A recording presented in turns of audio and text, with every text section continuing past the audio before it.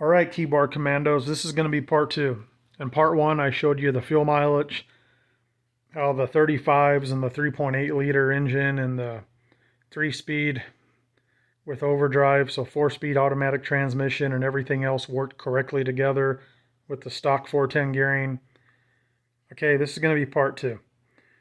Now, this is a 2008 Rubicon. Okay, it's an old Jeep, guys. Most of you guys are running newer stuff than this. Um, you know, I bought this Jeep used. I'm a mechanic, so I was able to spend about 30 minutes on it. I looked it over real well. I knew what it needed before I drove away with it, and that allowed me to offer a price for it. I got a really good deal on it. I knew, like before I drove away with it, how much more I had to put in it to get it where I wanted it. And it's still significantly less than I could turn around and sell this for. Let's just say if I sold this tomorrow, I could have $5,000 worth of profit. I did a real good deal buying it, repairing it with what it needed, getting it to where, I'm happy with it, and there's still plenty of profit in it. But with that said, what I want to talk about is, it doesn't matter if it's a 3.8, if it's a 3.6, if it's an automatic, if it's a manual. Doesn't matter if it's a TJ, a JK, and now as the JLs are getting older, a JL. Everyone talks about they have trouble with death wobble, even if it doesn't have death wobble, just going down the road, shaking all over, a terrible experience driving it. I read it over and over on the forums, just so many just suspension and problems. And I don't get it, guys. I had a 89 Jeep YJ. Of course, I bought that used. That thing had like 190,000 miles. It had the 4-liter, or no, that had the 4.2 liter carbureted inline 6 with AX15 5-speed. I bought that. I did whatever I needed to do to make it a good, solid, reliable vehicle. That was a leaf spring vehicle all the way around, the YJs. Never had any trouble when I was done with it, going straight as an arrow down the highway. No death wobble, no uncontrollable vibrations, nothing. Then I got a 97 TJ Sahara. That had a 1.5-inch lift on it. It had had the flat fenders on it. That one there had 33 by 1250 by 15 tires on it. But the same thing with that. I went through it, the suspension, got it where I wanted it, made sure everything was, correct and true, and drove down the road perfectly straight. No wandering around, no trouble. It wasn't hard to drive at all. And you read on the forums, oh my God, if you got a TJ, someone talks about, they're going to go on a 200-mile trip. How do you do it? How do you survive? Come on, folks. So then I got this 08 JK Rubicon here. This one here is a 3.8 liter, 4-speed automatic. My other two were both the AX15 5-speeds. This one has a factory 410s, 35-inch tires, 35, 1250, 17. Like I say, it's got the factory Rubicon 410s in it. And before someone chimes in, not all Rubicons had 410s. You don't know if you have 410s. Trust me, it has 410s in it. Guaranteed. Verified. So think what you want. But anyway. Same thing with the JKs. People, just unbelievable, right? Here's what it is, guys. It comes down to freaking maintenance and making sure your shit is set up correctly. That's it. When I bought this, it was a white knuckle experience driving it the 35 or 40 miles from where I bought it to my house. Believe me, at 65, 70 miles an hour on the highway, I was white knuckling it, and it was hard to keep it in a lane because people don't know what the hell they're doing. Now that I've had it and I went through it and done everything I need to do to it, she is solid. I can let go of the steering wheel at 70 miles an hour. She goes straight. There's no bump steer. There's no death wobble. There's no weird vibrations. There's no flighty feeling like everyone talks about. It is Planet. With a 3.5-inch lift, the 35s runs amazing. Now, to get it where it is, it needed wheel bearings. It actually needed one wheel bearing, but I replaced them both. That's where a lot of the hard to keep it in the lane came from. The ball joints were just replaced on it when I bought it. Didn't need ball joints. They were new. Has a rough country 3.5-inch lift, and I know everyone just loses their goddamn mind. You know, their head explodes when you mention rough country. All the keyboard commandos come back. Oh God, it's the worst lift ever. Oh, it rides so rough. Oh, it's terrible. Oh, everything breaks on it. You guys are nuts. I had a rough country lift on my TJ. Got a rough country lift on this. Absolutely nothing wrong with the rough country lift as long as you properly set it up. And just because you take it to a shop doesn't mean it's going to be properly set up. Some shops are going to set it up right, some aren't. Some people are not going to set it up right. Someone like me who's extremely OCD, who treats my vehicles right and wants them to last for a long time. I treat my vehicles with respect, so they treat me well. I have none of these problems. Now, I made sure everything in the suspension, the front and the rear, was all tight, was all torqued down, was the way it's supposed to be. A lot of the stuff on this Jeep was not torqued down. Some of it was loose. That was all contributing into the weird, you know, going down the highway all over the damn place. And this lift kit was installed at one of the, you know, nationwide four-wheel drive shops. So what does that tell you? You know what I mean? The work's only as good as the guy doing it. And a lot of them guys just don't give a damn. Besides torquing everything down, making sure everything was right, I also centered my axles. So the front axle on both sides, it is centered. It is centered front to back and side to side. If you don't know, your track bar will center you from side to side. The rear, same thing. I centered it front to back, side to side. Now let's get back to the rough country lift kits. Everyone, you know, these keyboard commandos, they'll talk so bad about rough country, and I don't think they ever owned one in their life. And if they did, it was probably improperly installed, and probably by them. Another argument I hear is if rough country was decent, they wouldn't offer an incomplete lift kit. Folks, whether you get a 1-inch lift, a 2-inch, a 3, a 3.5, a 4-inch, whatever you get, right? Each increment of lift kit they sell, they offer it in several, like, stages, you would say, right? Like, for instance, you can get a 3.5-inch rough country lift like this with nothing but springs and shocks. And no, you just can't put springs and shocks on here and drive it and expect it to be good. They do that in case, you know, you're getting your track bar somewhere else, or maybe you're going to get some adjustable control arms somewhere else, or, you know, something else. If you want a complete kit, you can buy a complete kit, and it'll give you everything you need, such as this one. It has everything you need. You can get a complete kit, which will have track bar relocation brackets.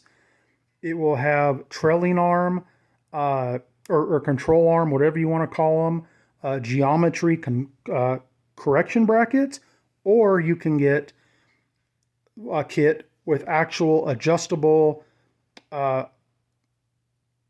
control arms and adjustable track bars. It's whatever you want to buy. You have to do the research and see what you're getting for what you want to accomplish. Okay?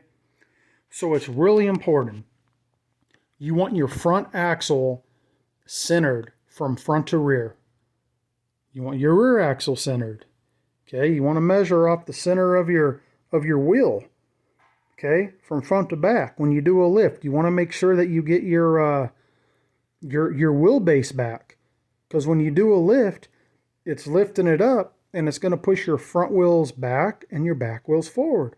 So you want to get your original wheelbase back. Some guys choose to go more and push their wheels out for more wheelbase, but you at least want to get your factory wheelbase back. That's what the geometry correction brackets are for, the track bar relocation brackets, or the adjustable track bars on the adjustable control arms, okay? That's what those do. It's also important you get your axle centered from side to side. And if you say, well, how am I going to center my axle from side to side? You can't do that. You absolutely can on a solid axle vehicle such as this. It has a track bar, and the track bar is what centers your axle.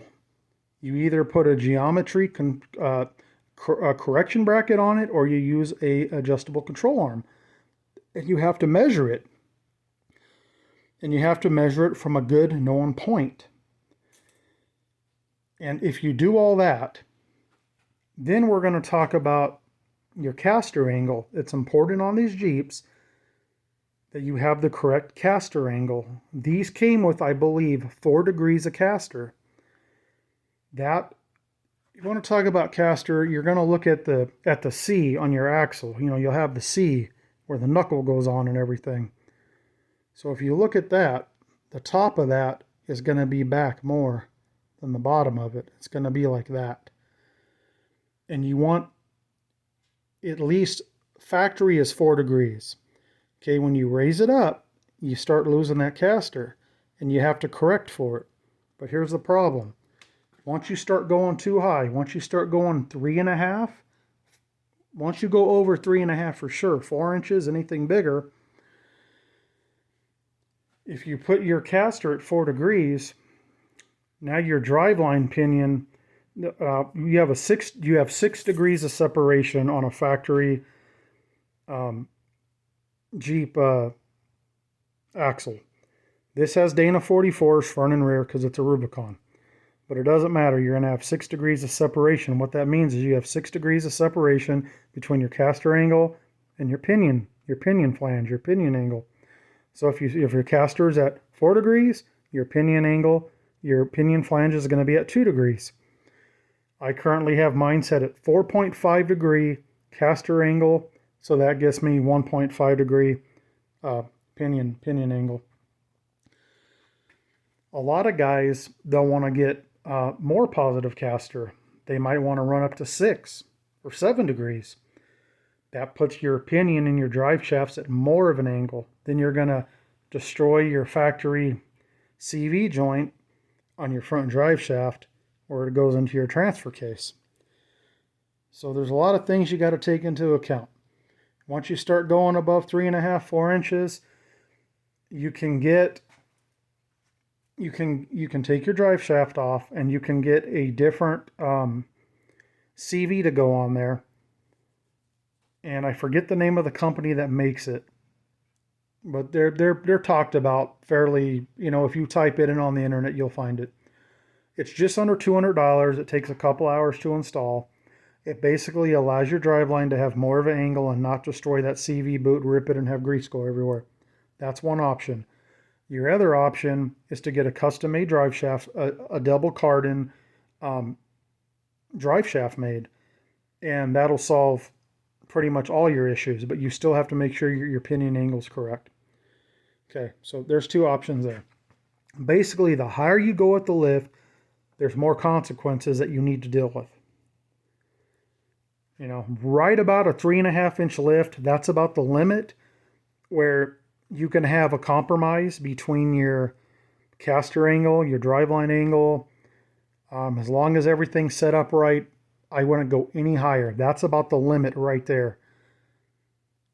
I would recommend a 3-inch lift if you're going to stick with, you know, stock drive lines and all that stuff. 3.5, yeah, you can get away with it. But, you know, you're right on the edge. Anything more, you really got to spend money and start upgrading from there. That's what it is, though, folks. You know, if you want more than that 6 degrees of separation between the pinion flange and the knuckle there, you're gonna have to upgrade to a custom, to a custom axle. I believe the Dana 60s out of the Super Duties, the 1-ton axles people use, I think those are 10 degrees of separation. I could be wrong. I'm pretty sure those are 10 degrees. So those help. And you can also get like a Dynatrack or, some other custom axles made, and they're going to have the built-in more of a degree of separation. But as long as you have everything set up correctly and you get under there and you check all your ball joints, and your pitman arm and, wherever you have a grease fitting at, as long as you check all that and everything's tight, you go in the vehicle, you have someone, turn the steering wheel just a little bit. You put your finger on both joints and you feel it. And if you can feel them, or if they're moving up and down, you got a loose joint there and you should replace it, because that little bit will actually translate into slop, especially when you have larger tires. It all plays into it. Larger tires, wider wheels, wheel spacers, more offset on a wheel, whatever you're doing, it's all gonna just make everything more intense. So with my rough country 3.5-inch lift, this thing drives phenomenal. It's not rough. It drives dead straight. When you make a right or left-hand turn, you can let go of the steering wheel. It'll correct itself just like a regular car because it has plenty of caster angle. My tires aren't wearing. They're not cupping. They're not having any of that trouble. Now, when I bought this, the front tires were cupped terribly because everything was set wrong. Now that I went through it, absolutely nothing. She is just flawless. Goes right down the road perfectly. It goes down the road just as straight as my Expedition, my F-150, my wife's little Kia, my Escape we just got from my son. It doesn't matter. It goes down the road. It handles great. There's no problems. It all comes down to maintenance and setting your rig up properly. And I know I sound like a broken record, but it's true. So watch that part 1 if you haven't. Here's part 2. You guys just got to set stuff up right. That's all it is. Just set it up right. And if you know how to work on stuff yourself, but you don't know like how to set stuff up, there's some really good resources online. There's some real good resources on YouTube, like Dirt Lifestyle of Nate. Listen to that guy. That guy knows what he's talking about. He doesn't bullshit and go on and on and on. The dude's been doing it a long time. He knows what's up. I mean, all his stuff is custom, right? But still, you'll get the gist of it. There's a few other real good videos floating around YouTube. There's a guy on there, I think his name's Dr. Death Wobble. Watch his series of videos. The dude knows what he's talking about. It's just like, it's logical stuff. It's not voodoo. If you listen to it, you do it right, you'll have no trouble. That's all I can tell you. All right, folks, you have a good day. It is what it is. I'm not trying to brag. I got an old Jeep. It's a 2008. I mean, this thing's old compared to, most folks driving new stuff. I don't buy brand new vehicles. I like older stuff. I pay cash for my vehicles. I fix them up, get them to where I want them. Some I hold on to, some I flip, make money on. It just depends. I like the Jeep. I'm keeping it. I think it's awesome. All right, folks, y'all be good, and we'll catch you next time.